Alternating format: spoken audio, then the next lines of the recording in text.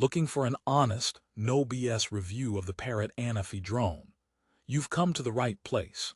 Today, I'm going to show you the spectacular 4K footage this compact drone can capture and tell you exactly why you should think twice before buying it. But here's what surprised me. The biggest problem isn't the camera or the flight time. It's something far more frustrating that could leave you grounded when you need it most. Therefore, stick around to find out if this drone is worth your hard-earned $1,300. For the best price, click the link in the description. Let's start with the undeniable good stuff, because the Parrot Anafi has some serious specs that make your mouth water. This is a featherweight champion at just 320 grams, unfolding in seconds, and it shoots beautiful 21-megapixel photos and 4K HDR video. The party trick is that 180-degree tilt gimbal, letting you point the camera straight up for epic, vertigo-inducing shots. It promises 25 minutes of flight, a 55 km/h top speed, and a compact remote that pairs with your phone. On paper, it's the perfect travel drone, a silent ninja of the skies. But here's the first joke. Parrot calls it Anafi. I call it Anafi because sometimes that's exactly how it makes you feel. Therefore, let's dig into what you actually experience after the unboxing hype fades. The first major problem is the software and connectivity. You need the FreeFlight 6 app, and it is the beating heart, and sometimes the heart attack, of the entire operation. Updates are frequent, which is good for new features, but they can be buggy. I've had the app freeze mid-flight, lost the video feed randomly, and experienced lag that makes flying by the screen feel like piloting through pudding. The connection between the phone, controller, and drone feels less like a seamless link, and more like a tense political alliance that could collapse at any moment. Therefore, that promised smooth, cinematic footage. It often comes with a side of sheer panic. This leads me to rehook you. What if I told you the advertised flight time is a clever fiction? Let's talk about that 25-minute flight time. In perfect, windless conditions, with the drone hovering patiently and you not touching the controls much, you might approach that number. But in the real world, forget it. Start flying in sport mode, battling a breeze or using that digital zoom, and the battery drains faster than your phone at a concert. You're looking at 15 to 18 minutes of actual usable flight before the anxiety of the low battery warning ruins your fun. It's like a car that says it gets 40 miles per gallon, but only if you're rolling it downhill. The USB-C fast charging is a nice save, but it means you need to buy multiple batteries, which adds to the already steep cost. But wait, there's another joke. The Find My Drone feature is less of a convenience and more of a confession. It basically says, "You're going to lose me, so here's a map to my shame." Therefore, let's move to the camera, the star of the show that sometimes forgets its lines. The 4K HDR video can look stunning in good light. The colors are vibrant and the detail is sharp. The 2.8x digital zoom is useful, but remember, it's digital. You're cropping in and losing quality. The real issue is consistency. The HDR processing can be hit or miss, sometimes creating weird, overprocessed shadows. Low-light performance is mediocre. The small sensor starts to struggle and videos get grainy. For a drone at this price point, you expect more reliability. The 3-axis stabilization is good for smoothing out minor bumps, but it's not the absolute best in class. In high winds, you'll see the jitters. But here's a twist. The physical build itself has a critical flaw. It's lightweight, which is great for portability, but it feels a bit cheap.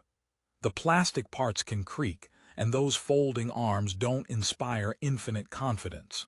Parrot says it can withstand 50 km/h gusts, which is impressive, but I wouldn't test it.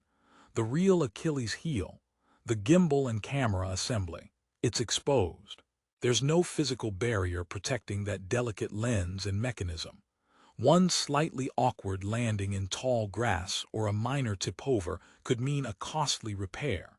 It's like buying a sports car and leaving the bumper off to save weight. Therefore, you're constantly babying a machine meant for adventure. Which brings me to my next point. Who is this drone really for? If you're a complete beginner, the simplicity is appealing, but the price and fragility are daunting. If you're a seasoned pro, you'll likely be frustrated by the software quirks and crave more camera control and raw image capability. It sits in an awkward middle ground. It's the jack of all trades, master of none, with a tendency to throw a software tantrum. And let's talk about that 3.8-star Amazon rating. That's not a glowing endorsement. It's a red flag waving gently in the breeze. Scrolling through those reviews reveals a pattern.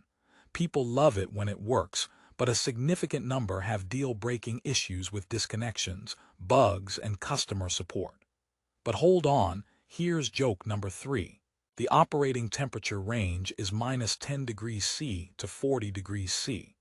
I can confirm it works fine in mild weather. For any other conditions, its mood is as unpredictable as my Wi-Fi. Therefore, after all this negativity, is there a resolution?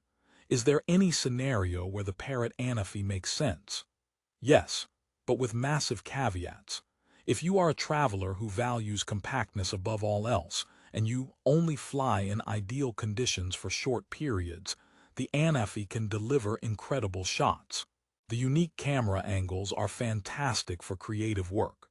You must be a patient, tech-savvy user willing to troubleshoot and accept some risk. Think of it as a high-maintenance artist.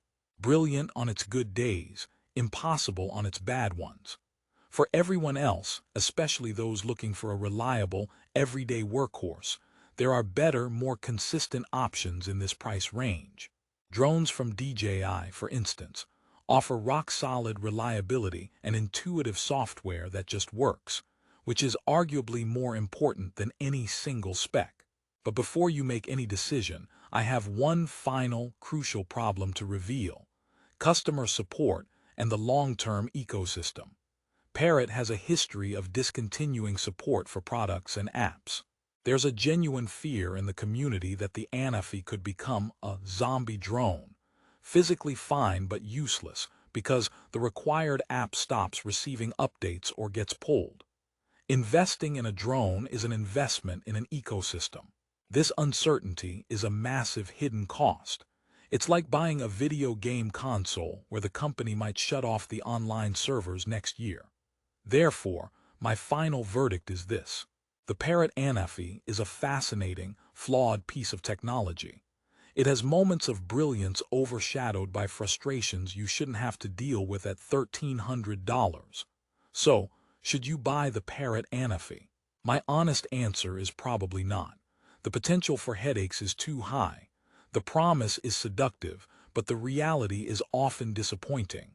It's the drone equivalent of a bad relationship. Amazing when it's good, but you're always waiting for the next problem to appear. And for my fourth and final joke, they call it the Anafi. I think the A stands for annoying about 30% of the time. Therefore, if you've made it this far, you're clearly serious about getting the right drone. To save you time, money, and frustration, I've linked the best current price for the Parrot Anafi on Amazon in the description below, so you can check the latest specs and reviews for yourself. But I've also linked some alternative drones that I believe offer better value and reliability. Click the link, do your research, and fly smart.